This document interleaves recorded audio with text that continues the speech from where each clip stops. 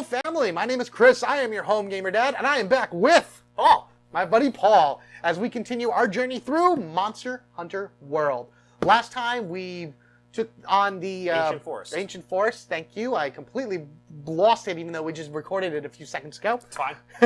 And now we are in the Wildspire Wastes, which are pretty much. I mean, the monsters are in here from that. This guy, you said, pretty much. You fight him. You fight him there. So that's why we kind of put him there. Yeah. And then we have our alternate dragons of sorts, our stronger dragons, which we will show. And then there's a fourth one as well that we will be opening up. It's hiding. So this is basically another base game of sorts. Yep. So you can get this and you can play it just under normal, like, you're basically choosing your location in a sense. Honestly, that's exactly what you're doing. Is do you want to focus in the Ancient Forest or do you want to focus on the Wildspire Waste? It's just... Or it might come down to, because the weapons in here are different than the weapons in there, so there's a lot of preference as well. Your weapons may be in here, so you might want to lean towards this first. Now, if you're a true hunter, you're definitely going to get both of them. But, all of it, including the rest of the things we're going to show here. But until that comes into play, let's go ahead and pop this guy open and see what it is that we see. This is going to be monstrous. I was going to say this is... Oh, that was much smoother that was nice. Than the first one. Love it, love it, love it. So this is Diablos, the other massive dragon from the game. I only know Rathalos, again, from stories. Which is fair. That's Diablos. But I have heard of the fierce black dragon of sorts that came through. So it's a pretty cool image here. Again, this is the cover of the box itself. And he is, as would be expected from it, in various pieces and whatnot. So once again, I will take out the wings. I will take out... Man, look at these guys in here. Yeah. That is awesome. And if you want to show off maybe the map this time, we'll do that first while I do this. Let's flip. All right, so this one we actually opened up the things. We came to a consensus on this bad boy. Oh, it's double-sided? Yeah. No way. Okay, so now... So in the original game, I assume it's the same way, so you get two different maps you can play. Now, it's not like... It seems very grid-like regardless, but... Yes. Do you think that maybe like the rocks or anything? Well, no, there is some play, and that will largely come into with the time deck. The time deck, it's not just like, okay, discard a card. The time deck, every card will say something that happens, and if you're near one of the spots where it said when that time card happens, it'll either like protect you from an attack, because in the video game, if there's something like this, like a and rock, they're trying to attack you, they will go through the rock. Oh, of course. So it's, there's some interaction there. Wow. And then in Wildspire Waste, as people who have played it would know, there is a water area, because there's certain water slug that is in this game as well. That's cool. It just kind of gives you a little bit of diversity, even on just like the same. And we did talk about how the game played a bit in the part 1 of this, so if you haven't seen that already, go back and check that out. Okay, so we got up here. These are your status tokens, I guess? So the top row there, that's your elemental damage. That Fire, is, water, and ice. So how they equate that in the game is when a monster is weak to that certain element, it'll need a certain amount of stacks, and once it reaches that level of stacks, which will be displayed on the monster card, you'll deal an additional certain damage based on the weapon you have. You'll do a certain extra damage once it hits that stacks. And then this is just like you're building up a little health tracker. Oh, okay. On that one. Gotcha. All right, that's fun. All right, so within the Wastelands here, we have our 4 hunters. We have this guy, Switch Axe. Yes. Like, come on. What the hell? Like, these weapons, man. Well, but it's crazy. That's where the alternate sculpts come in. Yeah. Because it's called a Switch Axe for a reason. You switch it to an axe or switch it to something. A giant sword. Oh, man. All right, so the Insect Glaive. The Charge Blade, which he has a shield, which is pretty cool. He, she, whatever. Like, the genders of these characters really don't mean anything. They're just like, they are just what they are. It doesn't really matter. And then the Heavy Bowgun, which is like, why not bring that into a fight with a monstrous beast? And then it is the way it was from the Ancient Forest, where those particular weapons over there had cards for the Wasteland, and now here we have, Wildspire Waste here, and then, of course, Ancient Forest for the Switch Axe. So each one of them has their own Ancient Forest card in order to go with them. So I get it now. I get it. So you're getting this weapon set within this box, but if you happen to have the other box, they gave you the weapon set for that as well. Exactly, yep. He looks weird. Yeah, he's a punching bag. He's a punching bag. He's a punching bag. Like, you fight this guy like 1,000 times or whatever, constantly. just to try to get... So I'm typically a light bowgun user and sometimes a gun lance user. Right. I kind of enjoy it. But if I ever want to get a feel for a weapon, you go at this guy. You go after the Barrett. 100%. There we are. So the Barrett here, again, he has this really cool, like, frill thing on top of him. And again, just in comparison, like, the monster compared to the monster hunters, like... These are like real David versus Goliath type deals where you have this very, very small character going up against, well, obviously a monstrous beast. Awesome. I love the sculpts. These things are so cool. I mean, they are really nice. I really have to give it out to them. These sculpts are really nice. And then the same thing, you know, the red parts on the first one are where you can break off, and then depending on what breaks, on the back you get a drop list for however it is that you fought him. Awesome. Very cool. So now this guy is one of my favorites because I remember him from Monster Hunter Stories, the Pookie. Yeah, this guy was a venomous type one where it introduced poison to me at least. So. And he still is in the main game. He still attacks with poison from his tail. There you go. Now I used to hunt him a lot in Worlds because I really liked his sword and shield. Mm-hmm. It was a good sword and shield because it did poison damage. Of course. But after playing Stories. Now I just love that thing. He was like my best friend in Stories, so I just... you just ride on him, and he follows you around, and he's just adorable. And he's huge. Like, he's huge. Really big, so love it. So cool. And then this was the slug that you were talking about, the water thing for that particular water map, which I guess you could use him on any map. It really doesn't matter, but... So these monsters come in... whatever version, but that does not mean you cannot pull a Barrett or a Diablos into whatever map you're doing. It's not a all or nothing situation. Yeah. I don't know. How do you even say that name? I have no idea. Okay, so let us know how you say this name out there. You know, Odas? I don't know. Whatever. Yeah, some of them I just gave up. Yeah, Jyuratodus, whatever. Yeah, he's a slug. Yeah. But let's go on to the main big boy right now. There's like a lore thing that you were telling me that we're going to talk about in a little bit, but oh jeez, look at this thing. Oh man, that is awesome.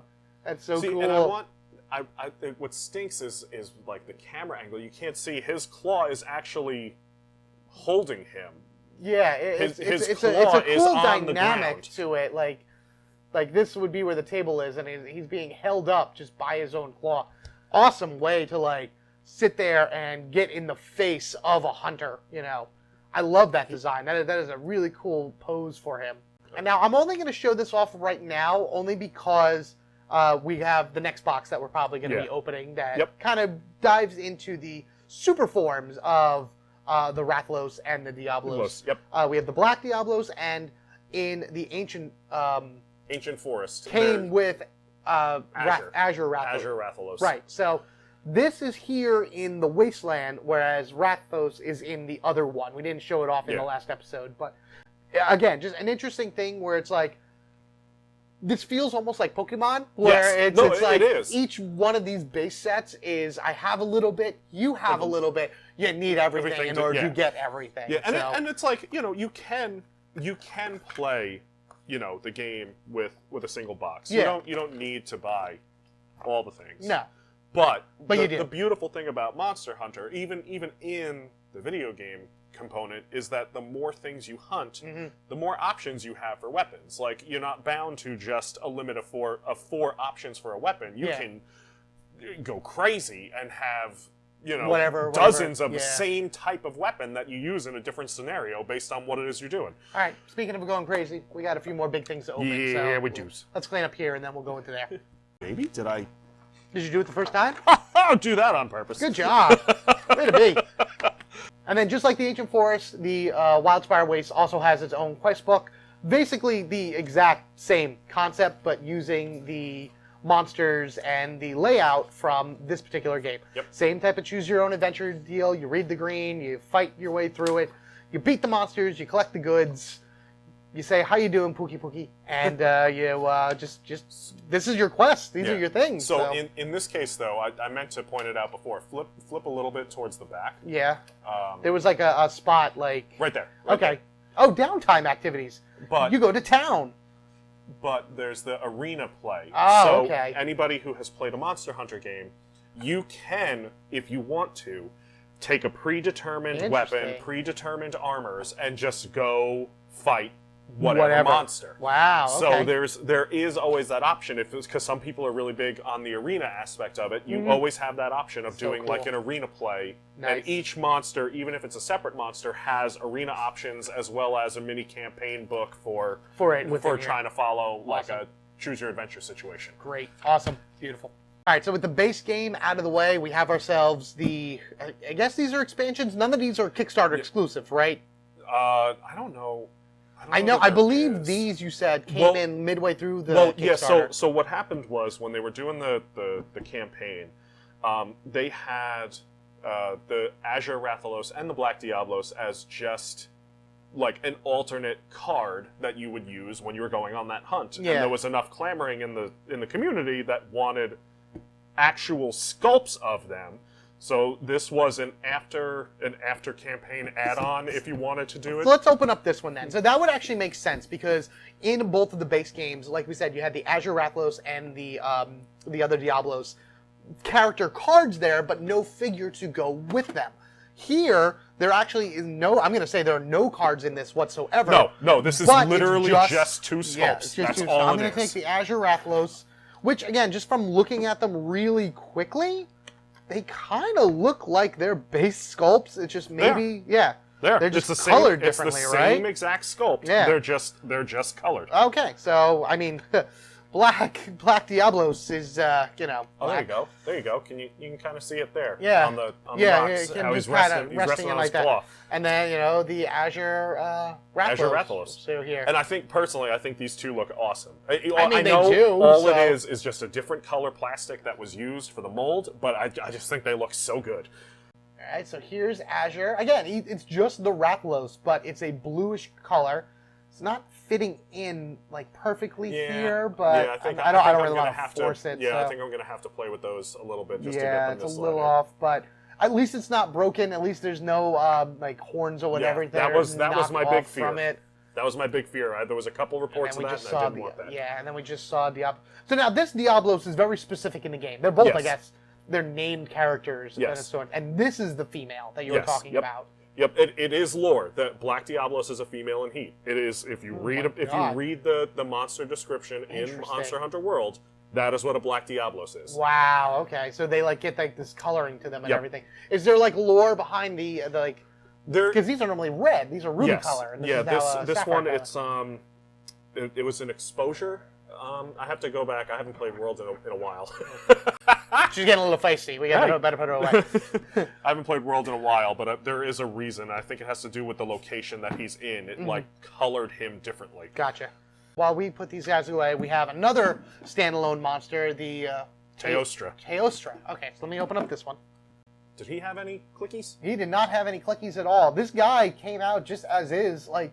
He's like a manticore of some sort, so like flying lion or whatever. Like this thing is wow. I never see not playing far into any of the games. You miss out on various monsters like this guy right here, and that is wild. Yeah. Like and that's always one of the things I like about Monster Hunter is they always have a flagship monster. Yeah. And they basically make it seem like the story ends when you beat that flagship, but there's still so much more to do.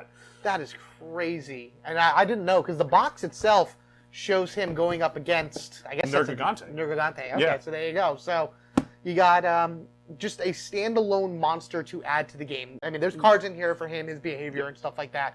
But that's really all this is, just another monster to go and fight. We should also specify. I don't know if we mentioned it with the other ones. These standalone monsters like Teostra or Nergigante, they all have weapon cards and things you can build corresponding to them in there as well. So like their armors and everything like that? Exactly. So awesome. So much thought and detail put into every one of these. It really is. That it's if you're a Monster Hunter fan at all, you are missing out by not having even a portion of this game. 100%. Yeah, so just like the quest book from the other two, and I'm sure Nugagante has this exact same thing, you do these quest guides and everything in order to be able to get, I guess, your materials and whatnot to be able to make their weapons and their armors associated with the particular monster. So there's an option when you start where you can immediately go to the monster. That's the end of it. Or we're just doing this fight. Or you can go on that quest, the little quest adventure. You can collect, trap tokens. You can collect herbs, items, potions, things that'll help you on the journey as you fight it. Or if you're just that confident, go ham and that's the end of that. Fun. So we got our 2 expansion monsters here. You would buy these guys separately to add them to your game to add in an additional challenge to it. But there is one more. There is one more that you got from here, and that is, I would guess, the super boss of the game of sorts. Honestly, in the lore, look at this. In the lore of the game, it is one of the Elder Dragons right alongside Nergigante and Teostra. Oh man! And This is Kushala Daora. Wow. I hated Kushala in Worlds because those tornadoes were a nightmare. But this is anything but a miniature. Anything but a miniature. Let's look at this giant I was going to say, I want you to open it because I want you to... All right, hold on. Now, I used to work at a company that did a lot of minis, all right? And one of the big things that we did when I worked for them was minis. And we always had a joke was, when does a mini not become a mini anymore? When it becomes a full-scale, monstrous beast of a thing. Let me see if I can... Some weird thing here, but at least you get some of the details for this guy. Man, and again, the hunters are like about this big. I mean... So, I wanted to do this because I thought it would be funny. I have next to me his sculpt of the Megazord from Heroes of the Grid. Heroes of the Grid, With the sword. Yeah, with the sword and everything. He is still... This dragon thing is still towering over. I mean, this is Serpentera style, height compared to this. He does have a tail. I just didn't pull the tail out. I didn't put the tail on either. The tail is still in the box. I'm not going to bother pulling that out. But holy jeez, dude, it's enormous. It is enormous. This is one of those pieces that comes out of the box. You don't worry about the box anymore. Sits on your shelf as a ooh-ah piece. You fight it occasionally, but mostly just stare at it and think to yourself, one day I will not be scared of you. Yeah. I wish. His rule book itself, this is the rule book Yeah. for one guy. His rule book is as big as his. Jeez. And then, of course, his level 1 is 85 health. This is crazy. This is a massive, massive beast to be able to take down. And this was also an expansion on the side. Wow. But in the terms of, if you're playing the game through as a campaign structure, this is your final boss. He is what you're working forward to beat. Man, all right. And that, my friends, is all we have for Monster Hunter World, the board game. All right, so that is everything that we could show off in regards to Monster Hunter World, the board game. Now, this is just the first part of the apparently growing Monster Hunter World board game scheme, because the next Kickstarter for this, which Iceborne, was it? Yep. Okay, Monster Hunter Iceborne. Well, I'll let you talk about that, because again, you know more about that than I do. So, the Monster Hunter World, as people who would probably know, was a massive expansion that came out for the game called Iceborne, and so Steamforged Games decided, let's do it. Yep. So May 18th on Kickstarter, they're going to be launching the Iceborne expansion. I've seen a few of the monsters. Some of them I love to fight, some of them I hate to fight. So I'm really excited about it, and I'm probably going to be backing that one as well. Oh, most likely. Yeah. Let us know if you'd be curious in watching us play through maybe a few games of this or a full campaign or something along that ways. I don't think we'll be fighting this guy who's literally almost as big as the base game. I know. Which is just ridiculous. But I'd love to learn this game. And then, we could play some games for you guys as well. Yep. Have some questions or whatever. Again, if you ever played this game at all, let us know your opinions of it down in the comment section below. If you had any issues with it or whatever, we'd love to hear about that as well. Because as we go through it, we're going to be learning it just as much as you guys are. Yep. any final thoughts, any final wordings or whatever that you have for this in general? I mean, I'm super excited to finally get this on my table. I've been waiting for it. It kicked off 2021. It was supposed to come out November of last year, but, everybody knows when you do a Kickstarter, you got to push at least 4 months forward of whatever their projected release date is. Minimum. Minimum, yeah. But from what I've seen of the playthroughs, from what I've seen of how it equates from Monster Hunter, I'm super excited to get it on my table, and I can't wait to get rolling with it. So with that said, everyone, thank you again. Very much appreciate you coming along this journey with us as we checked out all of the hunters and the massive monsters from the Monster Hunter Worlds board game. As always, take care of yourselves and each other. We are family forever, gaming together. Let me know what you thought of Paul. Do you like him here or whatever? You excited to see him coming back for more things? Because I have a few things on my docket that I would be very happy in order to play back and forth or whatever. Yeah. You're actually the one with G.I. Joe Mission Critical. Yes. Where as much as I love my Power Ranger game, Mission Critical has some awesome things to it as well. I know a few of you guys have talked about that, asked me about it. And I think maybe we'll need to play that at some point. Yeah, we will, actually. I think that's overdue, if I'm being honest. All right. Again, just any final words? You good? No, we're good. All right. So until next time, you guys take care of yourselves, and we will see you later.